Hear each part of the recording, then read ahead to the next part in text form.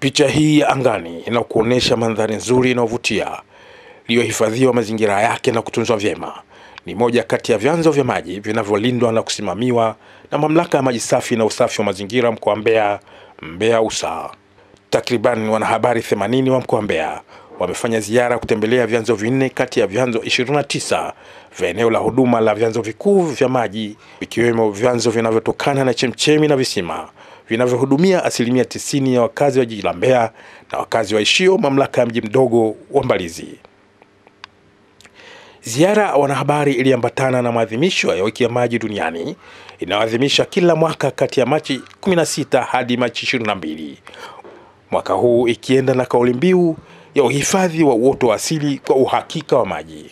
Wanahabari wamepata fursa ya kutembelea baadhi ya vyanzo vya maji ikiwemo mradi wa maji wa chanzo cha Ivumwe kilichopo eneo la Mwambene kata Mwakibete kinachozalisha jumla lita milioni 14 kwa siku. Uzalishaji huu ni kati ya uzalishaji wa takriban jumla ya lita milioni 70. Ili kufika katika chanzo hiki cha Ivumwe maarufu kwa jina la ngazi 60, unatakiwa utembee kwa kushuka chini ngazi 60 zilizogawanyika kwa ngazi 15 mara 4. Wanahabari, kama tulivyoanzia kule eneo la ofisini, kwa tulipata taarifa mbalimbali za mradi na eneo la huduma. Na tukasema kwamba eneo la huduma tuna jumla ya vyanzo 29. Sasa hiki ni chanzo kimoja hapo. Na tunasema kwamba katika vile vyanzo 29 ni vyanzo, kuna baadhi ni vyanzo vya chemchem, baadhi ni vyanzo vya mito, vingine ni vyanzo vya visima. Sasa hiki ni chanzo kimoja hapo ambacho ni cha chemchem. Chanzo hiki jina lake ni chanzo cha Ivumwe. Chanzo hiki ni kikubwa na ni cha chemchem. Tutashuka hapo chini tutaona jinsi kilivyo. Na chanzo hiki matibabu yake ya maji, kwa sababu maji yake ni maangavu, tunatumia dawa za kuua wadudu. Na chanzo hiki kinazalisha maji kiasi cha lita milioni 14 kwa siku. Lita milioni 14 kwa siku.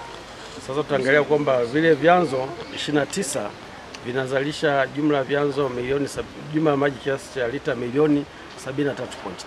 Sasa hiki pekee yake ni lita milioni 14 kwa siku. Na maji yakitoka hapa yanaambaa mpaka eneo la Iyela kwa bomba yenye kipenyo cha inchi 16. Yakifika pale Iyela anafanywa matibabu kwa kuweka dawa. Yakiwekwa dawa maji pale, mengine yanasukumwa kwenda maeneo ya New Forest, yanakwenda kulisha mpaka maeneo ya Mahakama, maeneo ya Forest ya zamani, maeneo ya Mwenjelwa, lakini mengine yakitoka hapa yanakwenda mpaka yanaenda kulisha mpaka maeneo ya Yunga mpaka maeneo ya viwandani. Sasa ndio utaona kwamba umuhimu wa chanzo hiki. Lakini kuelekea kwenye chanzo hiki tukiangalia tuna uoto na misitu, miti. Kwa hiyo tunapata ushirikiano mkubwa sana na wenzetu wa uongozi wa maeneo husika kata ambao wanahusika katika swala la utunzaji wa vyanzo. Bila kutunza vyanzo hivi, basi ina maana kwamba haya maji baadaye itakuja kuwa ni changamoto kubwa. Na tunaposhuka hapa tutashuka kwenye ngazi ziko 60. Kwa ni sehemu fulani ya zoezi pia. Hebu tufike hapa chini. Kwa hiyo ndio kipande cha ngazi ya kwanza.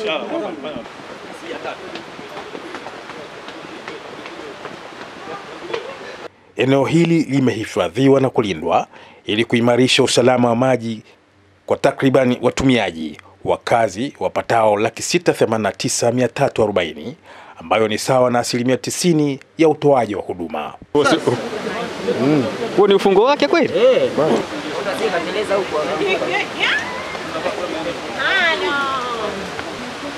Chanzo hiki tumesema kinaitwa Ivumwe. Ni chanzo cha chemchem. Lakini pia jina lingine huwa tunaita ngazi 60. Hizo ngazi ziko 60, ni 15 mpaka zikafika. Kuna mmoja ameniuliza swali zuri sana kwamba maji haya bila uhifadhi, sasa hii ndio inachukua sasa ile kauli mbiu.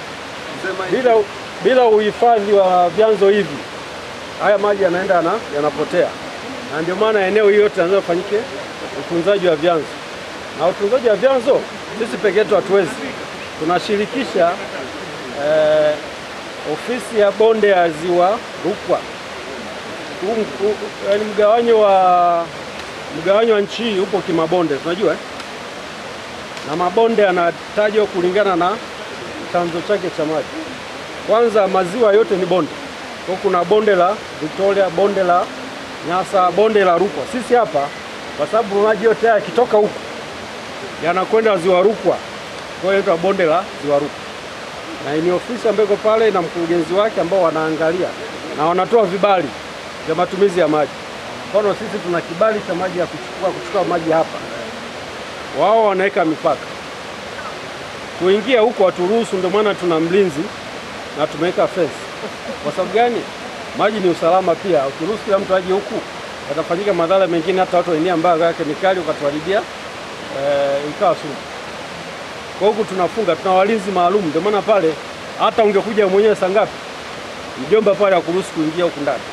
Mpaka mtu ambaye ana kibali ambacho tumekiidhinisha kuingia.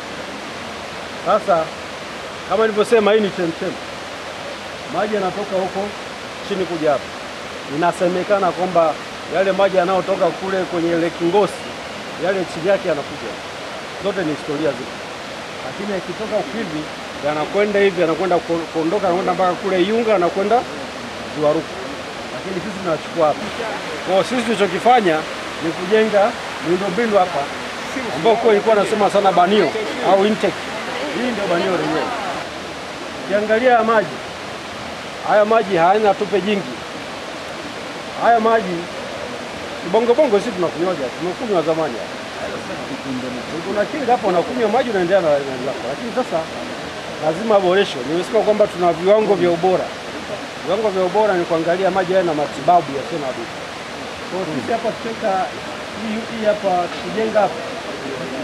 Maji yanaondokea hapa, tutafungua pale kuna chekete inazuia takataka ngumu zisiende kwenye bomba.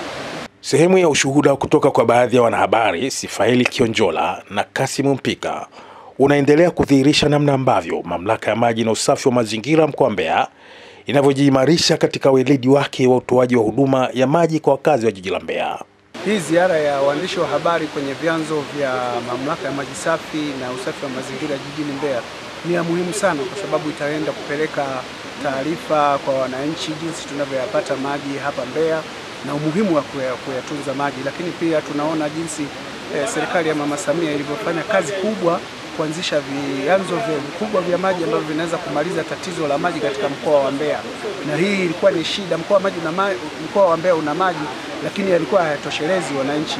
Kwa hiyo tunaipongeza serikali ya awamu ya 6 kwa jinsi wanavyochukulia swala la maji kwa kiwango cha juu, na kwamba wananchi waweze kufanya shughuli zao bila shida na maji yapatikane katika mkoa wa Mbeya. Lakini sio hivyo tu, waandishi wa habari waliotembelea maeneo haya wamejionea na watakuwa ni walimu ambao watakwenda kueleza wananchi. Tumepata nafasi ya kushiriki kwenye hii ziara ya idara ya maji. Tumekuja huku kuangalia hiki chanzo cha Ivumwe. Tumeona namna ambavyo wamepiga hatua kubwa sana kuona namna gani ambavyo wanaweza kutunza vyanzo hivi vya maji. Wanatenga 40% kwa ajili ya viumbe vingine viweze kuendelea kutumia, lakini pia tumejifunza namna gani ambavyo wanavuna maji kwa wingi sana ambao yamekuwa yakihudumia jiji la Mbeya na maeneo mengine. Imekuwa ni ziara nzuri ambayo tumejifunza namna gani umuhimu mkubwa wa kuweza kuhifadhi vyanzo vya maji pamoja na kutunza mazingira. Eneo hili ni la bonde la Nzovwe lenye chanzo kinachotokana na chemchemi. Linazalisha jumla ya lita milioni 20 na kusambaza maji yake katika maeneo kadhaa ya jiji la Mbeya. Na bado mpaka hapa tuko kwenye chanzo ambacho ni cha chemchemi. Chanzo hiki kinazalisha maji lita milioni 20 kwa siku. Unaweza kujua kwamba tukisema ile 73.5 ile 20 inatoka hapa. Hiki chanzo pia ni cha chemchemi. Maji yanatoka kwenye miamba hapo chini. Leo miamba yanaibuka hapa. Yakiibuka hapa tuna bomba ambayo yanaingia kwenye bomba hili, yanaingia kwenye tanki kubwa hapo. Yakiingia kwenye tanki kubwa, baadaye tunasukuma kwa njia ya pump. Kwa hiyo kwenye hiki hapa tulipo ambapo ni Nzovwe 1. Pale mbele kwenye mti pale kipo kinafanana hivi. Tuleta Nzovwe 2 pale.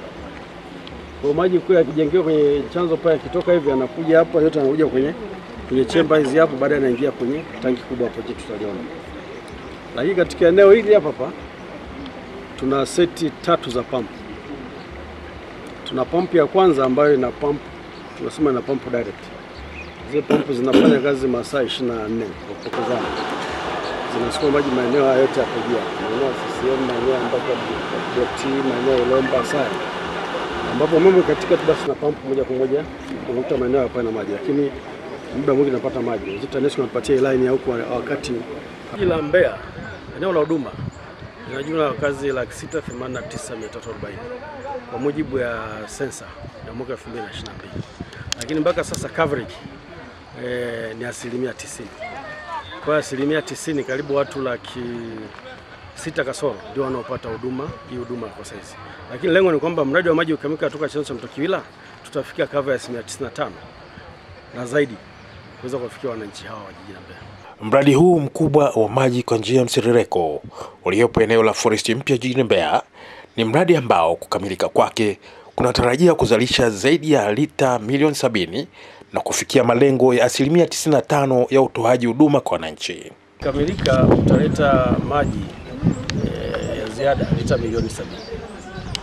Kwa hiyo tutaongezeka hata huduma ya maji kutoka 90% ya sasa kwenda zaidi ya 95%. Na tunasema mradi umesanifiwa kwa njia ya mseleleko. Kwa kwanza tunaanza na masuala haya ya umeme. Na maji yakija kwa njia ya mseleleko hapa yataweza kukava kuongeza kuwafikia wakazi wengi zaidi ya 95%, ambao ni utekelezaji wa ilani pia ambao unaambia kwamba kufika mwaka 2025 tu zaidi ya 95%.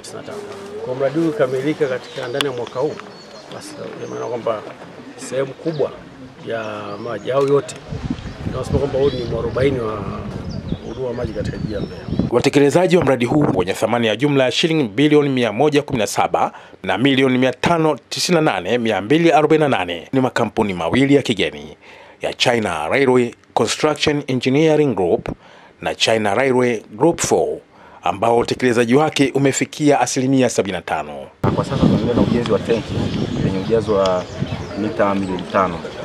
Na kwa sasa hivi tunajenga kuta zote 4 kama mnavyoona upande wa site huko hiyo. Huko tukiendelea na ujenzi wa intake au banio ambalo liko maeneo ya Kiwira, mto Kiwira. Na huko 75% mpaka sasa. Na wakati huo tunaendelea na manunuzi ya bomba na mpaka sasa hivi tumeshaagiza bomba kilomita 3.5. Ziko kiwandani zinatengenezwa na baada ya mwezi mmoja wataanza kuzileta site kwa ajili ya kuzilaza. Muda wenu mliokuwa mmepata wa kukamilisha mradi ulikuwa ni muda gani? Tulipata muda wa miaka 2 na mpaka sasa hivi mbaki mwezi mmoja na tumeshaanza utaratibu wa kuomba extension of time na tunategemea kupata extension of time wa mwaka mmoja mbele ili kukamilisha mradi huu.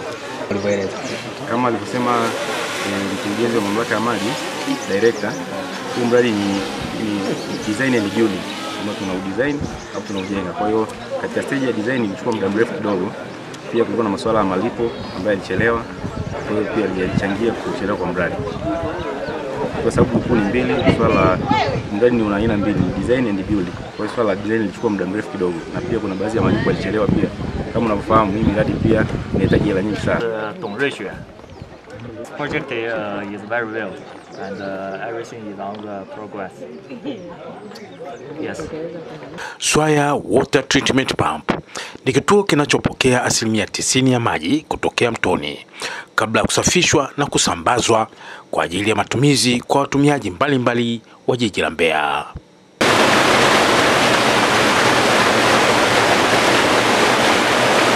Maji ambayo yanatoka katika maeneo ya vyanzo vya chemchem, lakini mengine yanatoka kwenye mito.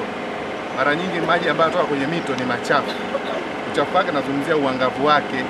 Tumetoka kule Nzovwe 1 nafikiri.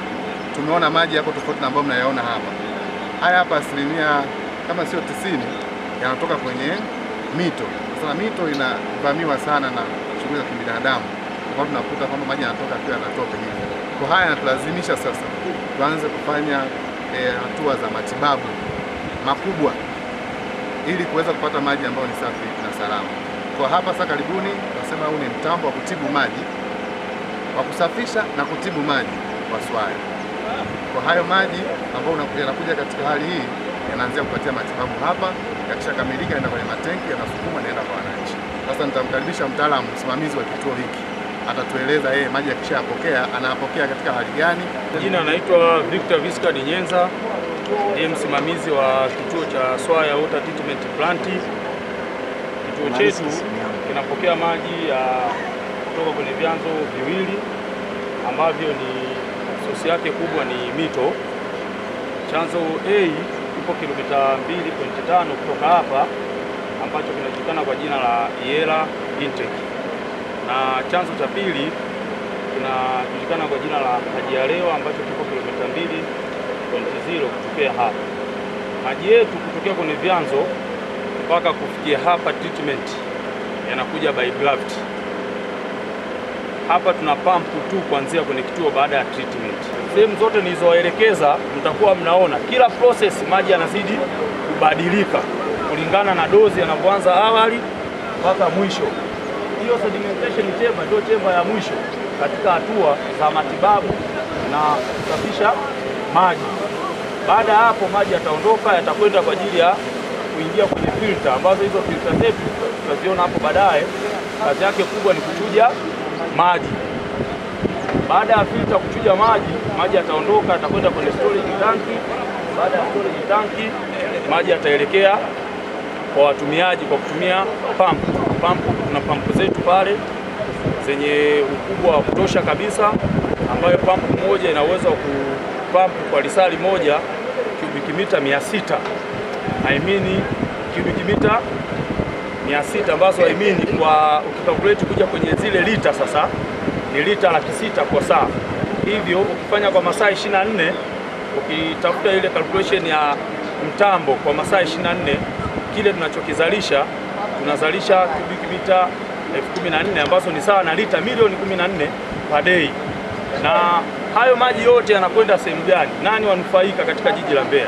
30% ni wakazi wa jiji la Mbeya na 70% ni viwanda vya jiji la Mbeya. Ziara ya waandishi wa habari wa mkoa wa Mbeya imewafikisha hadi eneo hili la Nzovwe, eneo ambalo maalumu na maarufu kwa maji taka. Kutokana na hali halisi ya mazingira na hali ya hewa iliyopo hapa, upandaji wa miti ili angalau kuleta hewa safi ya oksijeni inahusika. Kazi yetu kubwa hapa ni kupokea maji machafu. Kama alivyoeleza mtangulizi wangu, ni kwamba tuna kanda mbili. Tuna ukanda wa Iunga ambao ni ukanda wa viwandani, lakini pia tuna ukanda wa mjini ambayo tunapokea maji machafu eneo hili. Baada ya kupokea maji machafu eneo hili, tuna mambo yafuatayo. Moja, tutawapeleka eneo ambalo tutapokelea maji machafu ambao kuna chujio, ambao kazi yetu kubwa ni ondoshaji wa taka ngumu na kuruhusu maji kupita kwenye mtambo ambao unaendana na michakato ya tribu maji hadi eneo la mabwawa. Kwa hatua ya kwanza ni ondoshaji wa taka ngumu. Lakini hatua ya pili, maji haya yanaingia kwenye pondi zinaitwa anaerobic. Nafikiri hapa nyuma kwangu mnaona kuna pondi mbili. Hizi ndio pondi za awali ambazo zinapokea maji taka kutoka kwa watumiaji. Tuna anaerobic number 1 na number 2 ambazo mchakato wake wa treatment inategemeana na flow ya maji yanayoingia. Ni siku 1 hadi siku 4. Kwa kuna utaratibu kwamba flow ya maji inapoongezeka, treatment au ule mzunguko wa yale maji unapungua. Kuna siku 3 hadi 4, lakini wastani ni siku 4 ambazo mzunguko wa maji ya mchujo wa yale maji unakuwa umeshamalizika. Yanahama kwenda hatua ya pili. Hatua ya pili ni kwamba maji haya yanakwenda anaerobic number 1 na number 2 yanakwenda kukutana kwenye chamber moja inaitwa dilution chamber of facultative pond. Anaerobic tunazo 2, facultative pond tunazo 4. Ambazo tunasema uchafu mdogo mdogo uliopitiliza kutoka anaerobic unakwenda kutuama kwenye pondi za facultative.